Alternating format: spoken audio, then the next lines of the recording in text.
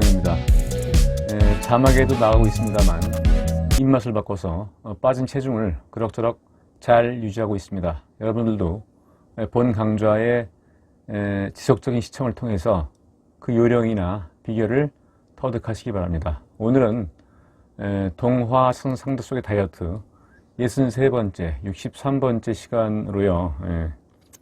과거에 소년 잡지인 소년중앙에서 발췌한 내용으로 그 제목은 악마와 독이 든 술잔입니다. 언젠가는 독이라는 것은 뭐 여러 가지 질병의 원인이겠죠. 독이 퍼져 죽게 되겠지만은 그 퍼지는 시점 또 순간과 속도는 개인차가 있다는 얘기죠. 바꿔 말하면 노화와 질병은 갑자기 오지만은 않는다. 누에고치에서 실을 뽑듯이 서서히 오다가 산이 무너지듯이 밀어 닥칠 수도 있다. 뭐 그런 얘기입니다. 70년대 초중반에 월간지 소년중앙에서 읽은 것으로 기억되는 사파 소설이고요. 뭐 제목이 정확하지는 않습니다. 근거 자료를 찾기도 힘들고 본인의 기억에 의존하다 보니까 본인이 제목을 편의상 정했고요. 기억에 근거한 대략적인 내용은 아래와 같습니다. 다음과 같습니다. 가난한 청년이 있었는데요. 헐벗고 굶주린 채 뭐 사고였는지 아니면 뭐 영양실조였는지 모르겠지만 앞니도 몇 개 빠진 채로 낡은 옷과 초라한 외모로 거리를 헤매고 있는 그에게 누군가 다가왔습니다. 그는 사람의 영혼을 손에 넣으려고 하는 악마였죠. 그는 청년을 유혹합니다.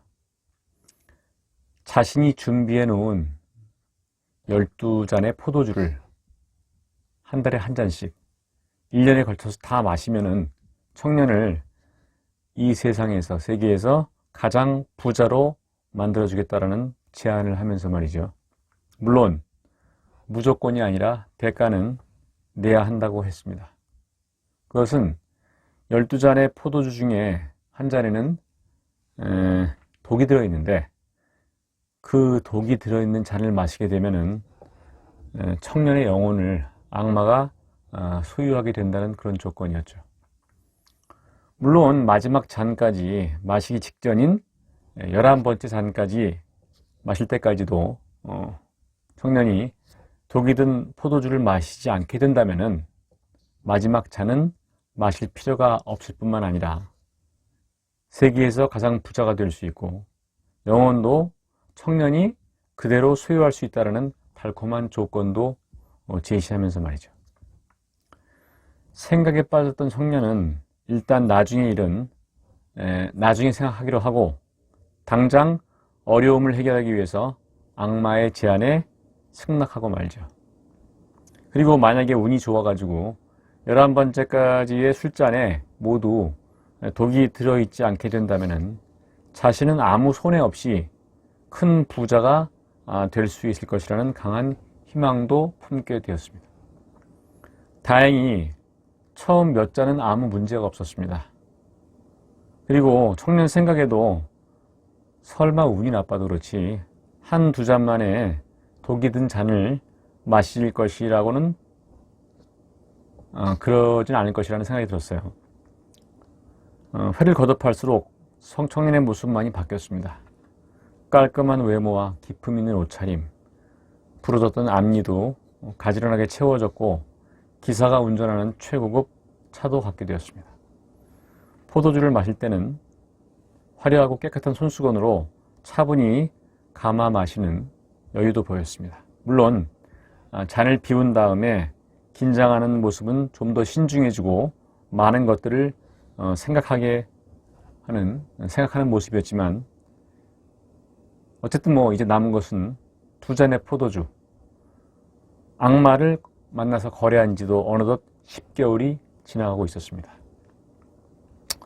10잔을 다 마셨을 때까지도 아무 변화도 느끼지 못했어요. 정말 다행이라고 생각하는 한편 그는 초조해지기 시작했죠. 청년이요. 남은 두 잔. 생각하기에 따라서는 50%의 가능성밖에 없다고 생각할 수 있었지만 그는 50%씩이나 되는 가능성이 있다는 쪽으로 희망을 품었습니다. 지금까지도 가능성을 조금씩 올려서 여기까지 오지 않았는가 라고 생각하면서 말이죠. 게다가 이번만 통과하면은 영혼을 그대로 소유하고 평생 걱정 없이 부자로 살 가능성이 100%가 되지 않겠는가라고요. 신중히 술잔을 고르던 그는 마침내 한 개의 잔을 선택하고 물끄러미 또는 뚫어져라 쳐다본 후에 심호흡을 하고 단숨에 잔을 들이켰습니다. 침묵의 시간이 흘러갔습니다. 1분, 5분, 10분, 30분. 청년은 혹시 독기운이 퍼지는 느낌이 올까 하면서 조마조마하면서 기다리고 있었죠. 드디어 1시간이 지나갔습니다. 그래도 아무 변화가 없자 그는 미친 듯이 깔깔 웃어대기 시작했죠. 그리고 악마를 향해서 기세에 등등하게 외쳤습니다. 이봐요. 드디어 내가 이겼어요. 당신 내게 진 거야. 하하하. 그러자 묘한 미소를 짓고 있던 악마가 그에게 대답하죠. 이봐. 나는 자네에게 마시자마자 독이 퍼진다고 말한 적은 없네. 미안하지만 자네가 마신 잔 중에서 6번째 잔에 독은 이미 들어있었네. 자네가 하도 자신만만하고 또 내가 너무 자네의 길을 꺾는 것 같아서 그냥 보고 있었을 뿐이야. 그 말을 들은 청년은 더 이상 말을 잇지 못하고 혼비백산에서 새하얗게 질린 얼굴로 그 자리에 털썩 주저앉고 말았습니다. 이 얘기는 여기서 끝납니다. 고깔 모자를 쓴 자신만만한 악마의 모습과 아마도 줄무늬의 말쑥한 정장을 입었던 청년이 바닥에 엉덩방아를 찢는 모습에 사파가 주마등처럼 스쳐갑니다. 이 소설이 기억에 남게 된 주된 이유는 예상치 못한 결말, 소위 반전 때문이었던 것 같습니다. 왠지 청년이 몹시 측은해지고 악마가 얄미워지는 순간이기도 했죠. 중국 속담에 병은 산이 무너지는 것 같이 갑자기 오고 씨를 뽑는 것 같이 천천히 간다라는 속담이 있는데 이걸 한번 생각해 보죠. 노화는 피할 수는 없지만 늦출 수는 있다고 하죠. 문제는 자연스러운 노화가 아니라 질병에 의한 급격한 노쇠죠. 급성의 경우에 중국 속담처럼 방금 말씀드린 산이 무너지는 것처럼 올 수도 있죠. 하지만 고혈압, 당뇨 같은 만성병의 경우에는 누에고치에서 명주씨를 뽑듯이 눈에 띄지 않게 마냥 올 수도 있습니다. 물론 급성이든 만성이든 자연스러운 노화와는 반드시 구분이 되어야 되겠죠. 그러나 일단 병에 걸리면은 씻은 듯이 낫기는 힘든 것 같습니다. 체중 역시 마찬가지죠. 일반적으로 살이 찔 때는 급격하게 찌는 경우가 종종 있죠. 그러나 빠질 때는 위의 표현처럼 씨를 뽑는 것처럼 천천히 빠지는 것이 정상입니다. 급격하게 빠지면은 소위 요요 현상이 올 수도 있고요. 얼굴에 주름이 일시적으로 깊게 패일 수도 있습니다. 그리고 보존하기 위해서 그 체중을 더 큰 노력이 필요한 경우가 많을 수도 있겠죠. 야금야금 우리의 그 몸을 갉아먹는 만성병, 특별한 징후 없이 어느새 우리의 몸과 마음을 잠식하는 소위 침묵의 살인자들에 대해서 대부분 무감각한 경우가 많은 것 같습니다. 저도 약간 그런 면이 있는데, 그래서 더 위험하고 그런 만성병들은 특별한 이른바 그 증상만을 치료하는 대증요법으로는 효과를 볼 수 없는 경우가 대부분인 것 같아요. 위에 그래서 악마가 독이 든 잔을 한 잔만 준비했다고 했지만 급성으로 맹독이 퍼져가지고 즉시 청년의 영혼을 손에 얻기 위함이 아니었다면 사실 청년은 악마와 거래를 한 이상 늘 위험에 노출되어 있었다고 볼 수 있습니다. 우리가 살기 위해서 먹어야 되지만 늘 먹는 것은 위험해요. 당장 먹고 무슨 일이 나는 건 아니지만 살기 위해서는 먹어야 되고 그 먹거리는 약이 될 수도 독이 될 수도 있습니다. 다시 말해서 청년이 독은 즉시 퍼져가지고 내 삶을 빼앗아갈 거야, 앗아갈 거야 라는 근시적인 생각에서 벗어나서 천천히 퍼질 수도 있다 라는 생각을 했다면 삶에 대해 가지고 태도가 바뀔 수도 있다는 얘기죠. 좀 폭넓게 생각을 해서요. 어쨌든 악마의 말을 들은 후에 낙심하긴 했지만 아직 희망은 있습니다. 조금 불안하긴 하지만 독이 언제 퍼질지 아직은 모르는 상태죠. 악마가 선심을 베풀어 가지고 어느 정도 부유한 삶을 누리게 한 뒤에 청년이 노년이 된 후에 영혼을 가져갈 수도 있을 테니까요. 우리가 먹는 음식도 마찬가지겠죠. 음식에 관해서 여러 가지 말들이 있습니다.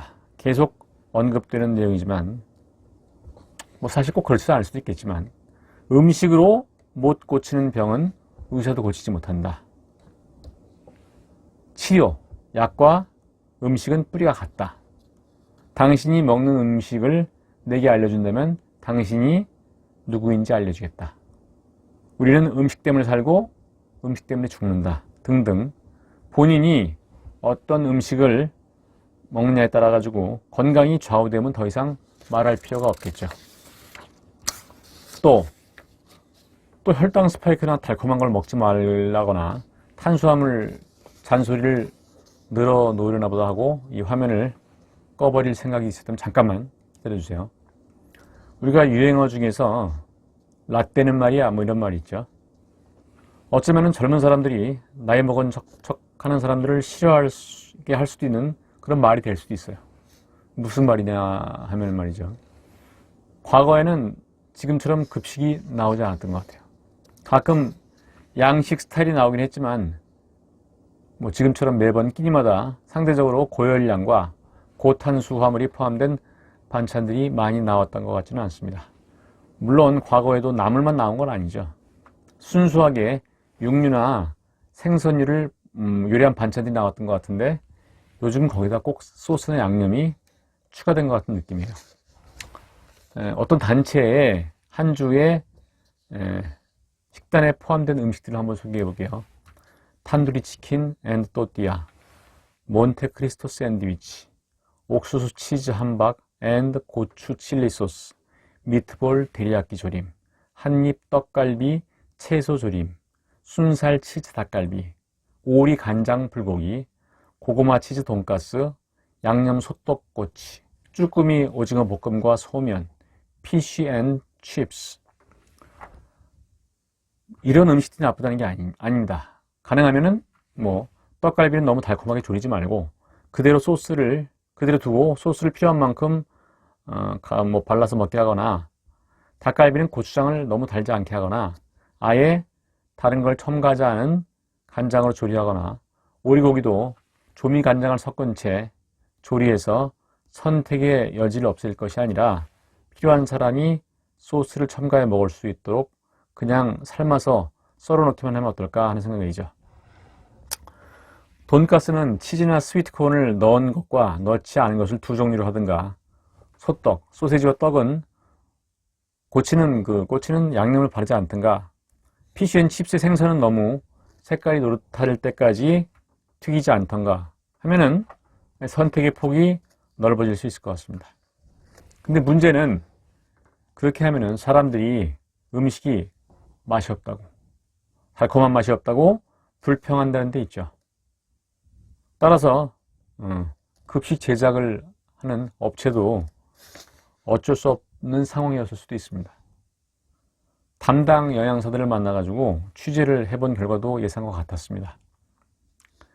위와 같은 음식들을 끼니마다 거의 빼지 않고 넣어야 한다는 강박감이 있다 보니까 과거처럼 원재료의 맛을 살린 생선이나 고기, 나물, 국 등이 점점 적어질 수밖에 없다는 얘기죠. 요즘 족발집 가봐도 예전처럼 순수한 족발이나 보쌈 이런 것들이 아니고 있긴 있는데 거기다 꼭 무슨 냉치 족발 해가지고 소스를 많이 넣어가지고 단맛을 낸다거나, 아니면 불족발 해가지고 매운 양념을 많이 집어넣거나 또 떡을 집어넣거나 국물을 많이 집어넣어 가지고 상당히 소위 혈당폭탄, 고탄수로 만든 게 많이 있죠. 예. 캡사이신을 많이 넣는다거나 이런 식으로. 예, 생선이나 고기에 다른 양념이나 튀김옷을 입히지 않고 조리하면 더 좋지 않을까 하는 생각도 해보게 됩니다. 근데 어디까지나 이것은 꼬리 잘린 여우의 투정으로 보일 수도 있습니다. 본인이 제가 당뇨가 있으니까 꼬리 잘린 여우처럼 보일 수도 있겠죠. 이솝우화의 첫머리에서 말씀드렸듯이 곳곳에 꼬리가 걸려들기 쉬운 덫이 놓인 그런 상황이라고 해도 본인이 직접 덫에 걸리기 전까지는 심각성을 인식하지 못하는 것이 일반적일 수 있습니다. 과거 앞에 이솝우화 편에서 고양이 목에 방울 달기에서도 언급했지만은 방울은 모두 힘을 합해서 갇혔다는 거죠. 우리도 모르는 사이에 달콤함이라는 것의 영혼을 저당 잡힌 채 천천히 전염되는 독이 든 잔을 마시고 있지 않나 하는 것을 인식한다면은 굳이 음식점에서도 선택의 여지 없이 달콤한 음식에 치중해가지고 음식을 만들지는 않을 테니까요. 우리가 자각하고 있으면은 그런 걸 조심해서 안 먹으면 안 팔리니까 음식점에서도 거기에 맞추지 않고 바뀐 입맛에 맞춰가지고 담백하고 또 선택의 여지가 있는 그런 음식도 겸비해 놓든가 따로 놓든가 이런 상황으로 바뀔 것이다. 좋게. 그런 얘기입니다. 원재료의 맛을 존중하고 구미에 따라서 양념을 할 수 있도록 음식을 만들 수 있는 환경은 우리 자신이 만들어가는 거겠죠. 과거처럼 급식이든 외식이든 좀 더 부담 없이 먹을 수 있었으면 좋겠습니다. 라떼는 말이야 라고 추억 속에 미화된 음식에서 관해서 말씀드린 것이 아닙니다. 개인적으로 집에서 음식을 먹은다면 혈당을 재보면 똑같은데 급식이나 외식을 한 후에 혈당 점검 수치만 더 높아가고 있어요. 그러니까 특별히 몸이 변한 게 아닌데 집에서 먹을 때는 밖에서 파는 음식들만 변해가고 있다는 그런 느낌이 듭니다. 주관적 입맛에 객관적 일반화를 제가 요구하는 게 아니고 합리적인 의심에 근거한 안타까움을 펜가는 대로 적어보았습니다. 오늘도 두서없는 강의 들어주셔서 감사하고요. 도움이 되셨다면 구독과 좋아요도 눌러주시면 감사하겠습니다. 다음 시간은 많이 알려진 동화 알프스의 소녀의 내용 중에서 하이디가 프랑크푸르트에서 몽유병에 걸렸던 부분 내용을 가지고 꾸며볼까 합니다. 다음 시간에 뵙겠습니다. 감사합니다.